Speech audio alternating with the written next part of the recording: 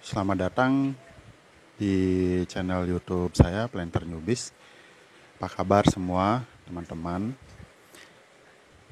Hari ini saya akan bercerita sedikit tentang tools yang saya pakai di tanaman-tanaman saya. Sebelumnya saya mohon maaf apabila suaranya tidak terlalu bagus karena memang saat ini sedang hujan di luar, jadi saya menggunakan mikrofon untuk merekam video ini.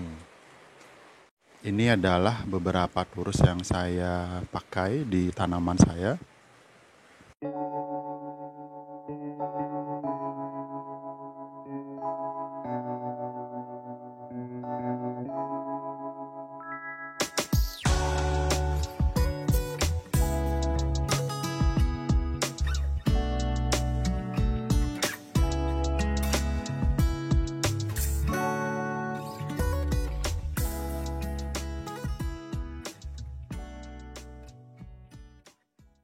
Kita akan bahas tools pertama yang paling banyak saya gunakan di tanaman saya.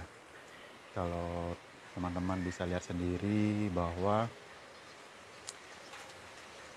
saya banyak menggunakan tools dengan bahan mika seperti ini. Ini tingginya 1 meter. Kalau dari pot itu tingginya 1 meter. Ya, karena ini saya tanam. Kemudian ini saya isi cuma setengah sesuai dengan kebutuhan, jadi saya sesuaikan dengan tinggi pohon ya. Saya sesuaikan dengan tinggi pohonnya. Karena kalau saya langsung isi sampai di sini itu mubazir ya, teman-teman. Jadi saya isi sesuai dengan tinggi pohonnya. Jadi kalau misalkan pada saat pohonnya sudah sampai ke sini, saya bakal tambahkan lagi isiannya. Nah, ini adalah tampak belakang ya teman-teman. Jadi teman-teman, bagusnya terus mika seperti ini, kita bisa melihat perkembangan akar angin di pohon kita. Jadi dari belakangnya, ini teman-teman bagian belakangnya bisa lihat sendiri ya. Akar anginnya banyak banget. Tuh, banyak sekali. Jadi ini isinya adalah campuran dari sphagnum moss dengan perlite. Ya, sphagnum moss dengan perlite. Teman-teman bisa lihat sepertinya pohonnya happy ya dengan turus seperti ini. Jadi dia banyak banget akarnya tumbuh. Nah, di salah satu postingan saya di Instagram saya @planterNewbies itu teman-teman mungkin bisa lihat salah satu, ini adalah cuttingan dari batang Philodendron paraisopeerde yang saya potong di sini karena dia sudah ada akar di bawahnya, jadi saya potong dan sekarang sudah tumbuh menjadi pohon yang baru. Di dalam satu pot ini yang tadinya ada 1 pohon sekarang ada 3 pohon. Kalau teman-teman lihat di sini ini sudah ada akar angin, ini sudah ada akar angin. Kalau saya ingin memperbanyak tinggal saya potong saja di sini. Kemudian ini juga akarnya sudah masuk-masuk. Jadi tinggal potong-potong di bagian luas ini dan akan menjadi pohon yang baru. Nah, ini adalah turus yang pertama yang saya gunakan, ini turus mika.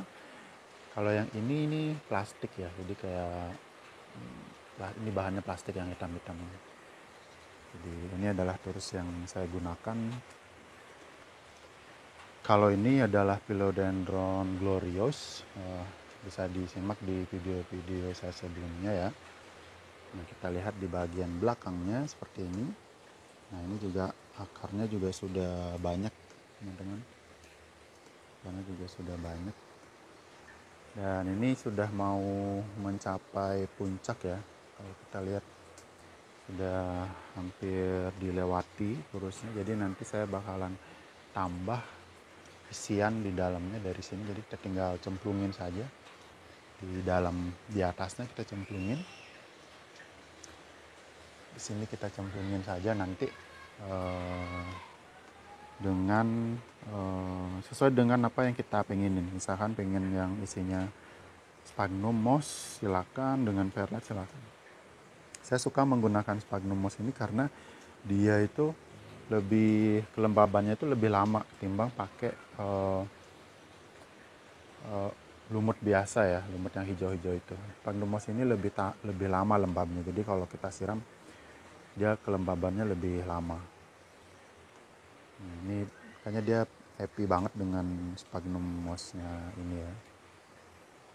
Kayaknya akarnya banyak sehingga nanti kalau misalkan saya perlu perbanyak saya tinggal potong aja ruas-ruasnya karena ini akarnya sudah banyak. Seperti itu. Turus berikutnya yang saya gunakan ini turus standar aja sebenarnya, ini adalah kawat. Eh, Seperti ini bahannya dari kawat ya. Jadi tinggal dibungkus kemudian tinggal masukkan di dalamnya. Kalau ini sphagnum moss lagi, saya lebih suka sphagnum moss memang. Nah ini Brandtianum, Ladanium Brandtianum yang sudah lumayan besar ini daunnya. Ya, ini sudah cukup besar daunnya. Kalau dulu daunnya kecil seperti segini. Nah, ini di atas sudah besar. Nah, ini masing-masing ruas juga sudah masuk ya ke dalamnya. Ada di akarnya sudah tumbuh di masuk ke dalam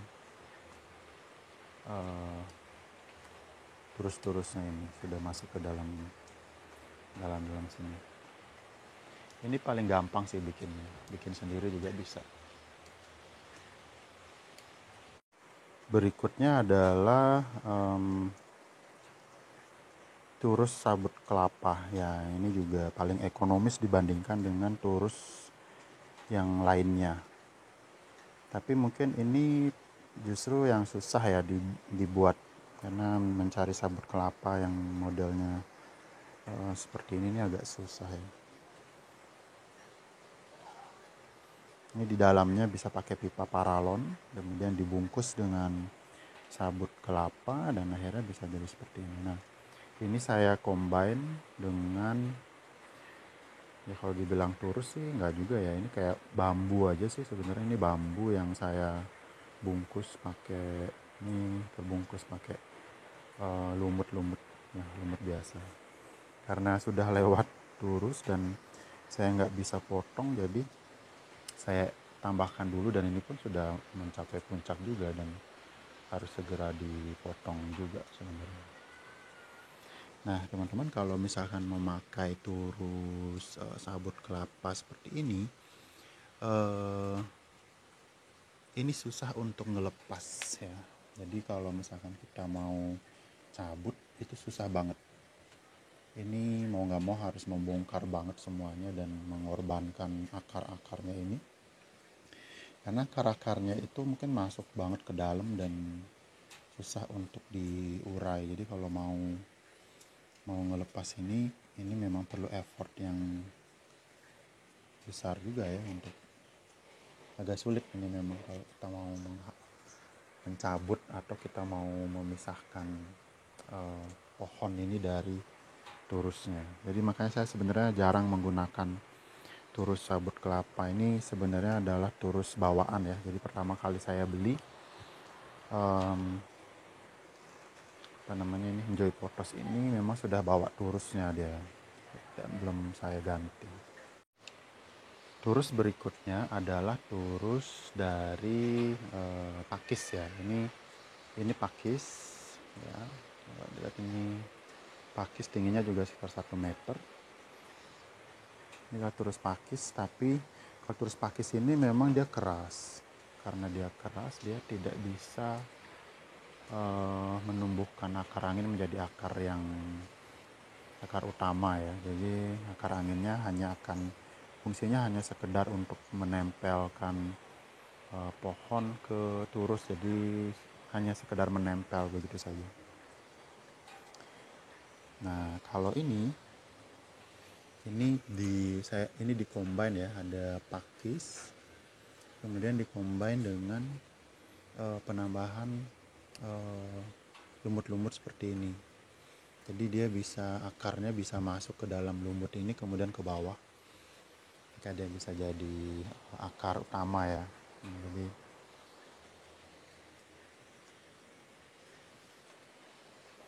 ini juga sama, Anjula saya pakai turus. Nah sebelahnya itu turus seperti yang pakai kawat itu, tapi di dalamnya sabut kelapa. Ini juga sama, jadi dia hanya fungsinya itu mengikat pohon ini agar tegak saja dan bisa ada sesuatu yang dia panjat seperti itu. Jadi tidak untuk menumbuhkan akar angin supaya menjadi akar utama yang bisa digunakan oleh pohon untuk menumbuhkan akar ya. Jadi bukan turus seperti itu. Jadi begitu teman-teman, turus-turus yang saya gunakan, sisanya itu turus yang biasa saja sebenarnya. Tapi saya memang paling suka memakai turus yang modelnya seperti ini sebenarnya. Nah, tapi kelemahannya kalau misalkan turus kita mau mengambil tanaman ini dan memindahkannya ke dalam pot yang berbeda, mau tidak mau kita harus membongkar semua uh, turusnya ini. Kita harus bongkar dan kita pasang lagi dengan lubang-lubang yang sudah ada ini. Jadi memang agak effort ya. Kalau ini kita mau bongkar, itu kita tinggal buka ya. Ini kan ada pengaitnya, jadi ada kaitannya. Itu kita tinggal buka, kemudian kita ambil, kita gunting seperti itu, dan kita bisa pasang lagi. Makanya saya kadang agak malas untuk mindahin hasil cacahan, sama seperti yang splendid yang pernah saya cacah, itu tetap saya diamkan saja di dalam turus sampai dia tumbuh tunas-tunasnya.